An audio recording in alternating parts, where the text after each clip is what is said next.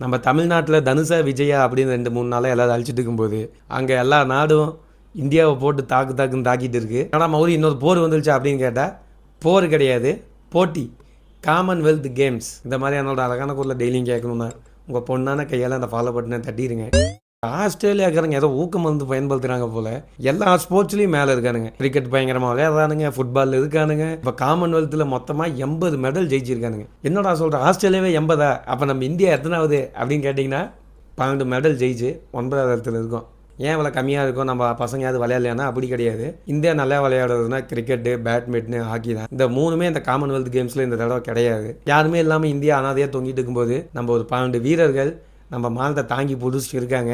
நம்ம இந்தியா ஜெயிச்சது மொத்தம் 12 மெடலு.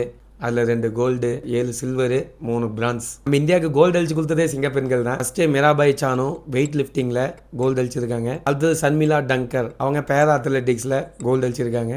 அடுத்தது ரிஷிகண்டா சிங், அவர் வெயிட் லிஃப்டிங்கில் ஒரு சில்வர் அடிச்சிருக்காரு. அடுத்தது நம்பூர் பையன் முத்துப்பாண்டி ராஜா வெயிட் லிஃப்டிங்கில் 65 கேஜி கேட்டகரியில் ஒரு சில்வர் அடிச்சிருக்காரு. வல்லூரி அஜயா பாபு வெயிட் லிஃப்டிங்கில் ஒரு சில்வர் அடிச்சிருக்காரு. அடுத்தது இன்னொரு சிங்கப்பெண் ஹல்ஜிந்தர் காவூர், அவங்களும் வெயிட் லிஃப்டிங்கில் ஒரு சில்வர் அடிச்சிருக்காங்க. அடுத்தது சர்வேஸ் மென்ஸ் ஹை ஜம்பில் ஒரு சில்வர் அடிச்சிருக்காரு.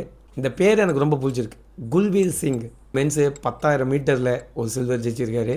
தேவி வெயிட் லிஃப்டிங்கில் ஒரு பிரான்ஸ் ஜெயிச்சிருக்காங்க. அடுத்தது சில்பாங்கிறவங்க ஷார்ட் புட்டில் ஒரு பிரான்ஸ் ஜெயிச்சிருக்காங்க. அடுத்தது குமார் பேரா பவர் லிஃப்டிங்கில் ஒரு பிரான்ஸ் ஜெயிச்சிருக்காரு. இவங்க எல்லாத்தோட திறமையால் 12 மெடல் ஜெயிச்சு இந்தியா 9வது இடத்துல இருக்குது.